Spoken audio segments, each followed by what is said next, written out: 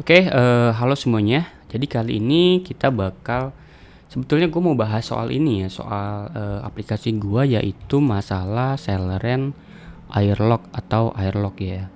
Jadi kalau lu buka di extraordinary.com, ini ada yang namanya Celeran Airlock ya.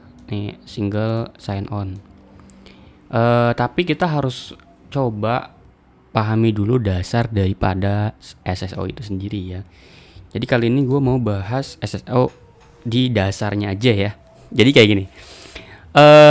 Sebetulnya teman-teman pasti udah sering make ya. Lu pasti udah sering make SSO ini. Ya lu kalau misalnya buka apa gitu aplikasi website gitu ya. Nanti dia ada tuh kadang di bawahnya gitu. Login menggunakan menggunakan Google account gitu ya, atau login menggunakan Apple user gitu ya.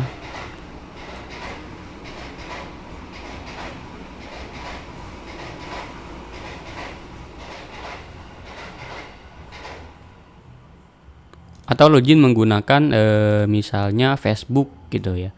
Nah, lu biasanya ngapain di sini? Ya biasanya lu klik ya salah satu yang lu punya akunnya gitu. Ini misalnya Google ya. Ntar ya, ini Google gitu. Google, ini ada Apple. Ini ada yang namanya Facebook. Nah, dengan SSO lu nggak perlu lagi nih masukin kredensial di aplikasi yang ini gitu ya. Misalnya nama aplikasinya adalah traveloka.com, atau mungkin yang namanya apa ya kira-kira yang lain, tiket.com gitu ya. Nah, di sini lu cukup masukin Google, Apple atau Facebook yang lu punya gitu ya. Jadi cukup pakai akun ini, maka dia bisa masuk ke aplikasi ini. Karena kita harus kasih tahu ya, harus paham bahwa user itu agak sulit mengingat aplikasi-aplikasi yang dia register. Misalnya gini dah. Lu mungkin kalau lu hitung-hitung lu punya aplikasi tuh banyak sebetulnya ya. Lu masuk website A, masuk website B, masuk website C, semuanya itu disuruh bikin akun ya kan. Dan gilanya akunnya passwordnya beda-beda tuh. Ada yang A ini karakternya biasa aja nggak apa-apa gitu. Tapi yang aplikasi kedua harus mengandung karakter yang aneh-aneh gitu ya. Ya ada yang nomornya, ada yang huruf besar, ada juga yang huruf kecil. Aplikasi ketiga beda lagi tuh, nggak boleh A, B, C, D gitu ya. Akhirnya user ini jadi kesulitan dalam hal mengingat username password. Makanya ada tuh yang namanya lupa password tuh. Supaya apa? Supaya user ini bisa login ya menggunakan password ya. Gitu. Nah, dengan SSO ini kita bisa menghilangkan kemungkinan user lupa password. Nah, kenapa? Karena dengan aplikasi dengan Google, Apple atau Facebook, dia cukup mengingat username password itu aja ya. Username password Google atau username password Apple atau username password Facebook. Nanti aplikasi kita itu nggak menyimpan username dan password daripada user tersebut. Cukup dari Google, Apple, dan Facebook gitu ya. Jadi itu SSO kayak gitu. Oke, jadi coba kita lihat ya mekanismenya gimana nih teman-teman ya. Kita sebagai developer backend ya, atau mungkin pengembang aplikasi full stack juga bebek ya, nggak apa-apa. Jadi di sini kita coba bikin beberapa objek ya. Ini adalah apa nih? Ini adalah user ya gitu. Ini adalah user. Ini adalah aplikasi backend. Nah, ini aplikasi kita ya, apps gitu ya. Lalu yang ketiga, bentar, ini gue harus pakai panjangan kali ya. Ini. Lalu yang ketiga ada yang namanya SSO server kita, atau provider atau apa itu ya. Gini, provider ya. Ini bisa Google, bisa Apple, bisa Facebook, bisa bikin sendiri. Nah, ini dalam kasus ini sebetulnya Celeran Airlock ini adalah SSO server kita. Oke.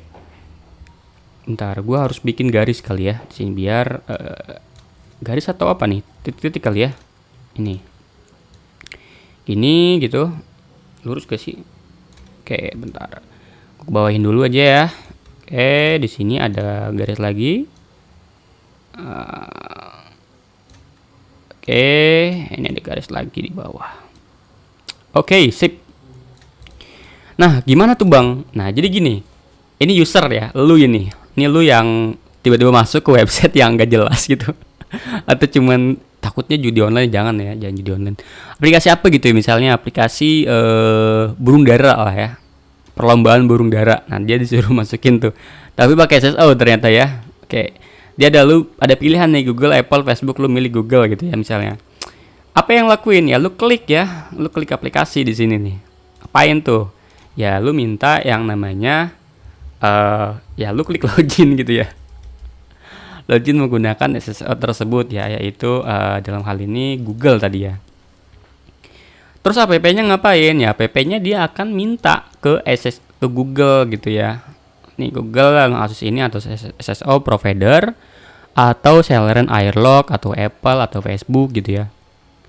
Gue minta apa? Ya gue request authorization code ya.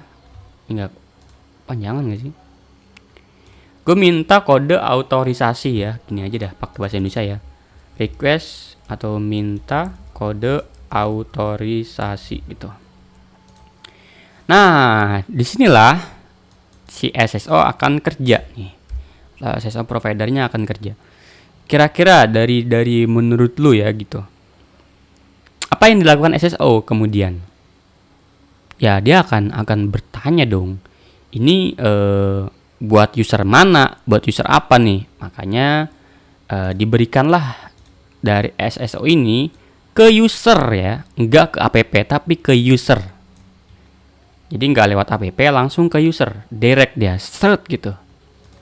Makanya kalau lu ketika klik Google, dia akan meredirect ke halaman Google, login Google atau Facebook, loginnya Facebook atau ke loginnya Apple, yaitu halaman login.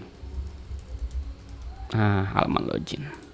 Tapi kalau yang udah login biasanya nggak perlu ya, kita bisa skip step ini. Habis itu si usernya ngapain? Ya jelas usernya masukin username dan password. Ini credential.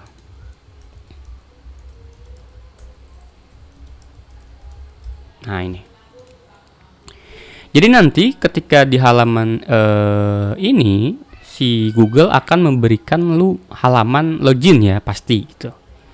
Maka lu tinggal masukin username dan password daripada akun Google lu gitu, atau Facebook atau Apple. Nah udah nih kirim dan ternyata bener ya username-nya admin, passwordnya admin gitu. Terus ngapain kira-kira si SSO-nya? Oke, SSO-nya tinggal atau Google dalam hal ini ngasih tahu ke aplikasi kita, ini loh kode otorisasinya, kode autorisasi. Nah, kenapa dia ngasih kode otorisasi? Ya karena tadi lu minta ya kode otorisasinya nih. Tadi lu minta, nah ini sekarang lu kasih nih kode otorisasi nih. Oke. Setelah itu ngapain? Kodenya diapain? Kodenya dipakai lagi buat minta akses token. Nah, minta akses token pakai kode autorisasi gitu ya. Jadi kode otorisasinya dipakai buat minta token. Nah, ini adalah protokol daripada OAuth, Open Authorization. Ini adalah protokolnya. Setelah itu, dapatlah dia yang namanya credential token. Atau token ya. Token credential. Nah, udah. Jadi nanti si aplikasi kita cukup pakai kode atau token kredensial ini. Dengan begitu, token kredensialnya lu bisa pakai apa aja ya ke SSO ini. Ya selama SSO-nya memberikan ya kode misalnya kode kredensial ini hanya diperbolehkan untuk mengakses user detail ya. Berarti nanti lu bisa request lagi ke si SSO ini untuk meminta user detail. User detail. Pasti cek, oh ternyata ya udah user detailnya dikenali, tokennya juga dikenali, maka berarti ya udah ya. Maka berhasil, sukses. Ini selesai ya. Jadi user ini berarti terautorisasi atau sudah dikenali, autentikasinya berhasil ya di SSO maupun di aplikasi. Karena SSO-nya berhasil, maka aplikasinya menganggap ya udah ya, berarti dia memang orang yang benar-benar orang gitu ya, bukan robot ataupun yang lainnya. Sehingga nanti kita bisa aja ya bikin token lagi, generate token buat aplikasi kita. Ke user ini memberikan token ya, token app ya, atau API token atau apapun itu ya. Nah nanti udah tinggal pakai aplikasinya gitu ya. Dengan begitu kita bisa sepakat di sini bahwa username dan password itu penting banget ya. Dan aplikasi kita kalau ternyata nanti kebobolan itu, wah ini gimana nih username password gua kok bisa kesebar atau yang lain-lain ya. Oh tenang, app kita nggak menyimpan username dan password kok, tenang aja. Jadi yang disimpan ya nggak ada nyimpan apa-apa ya.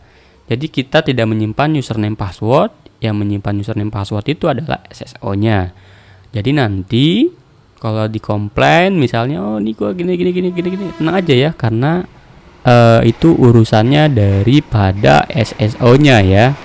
Jadi SSO yang memberikan kita kode aja, kode kredensialnya untuk melihat user detail atau aksi-aksi yang lainnya.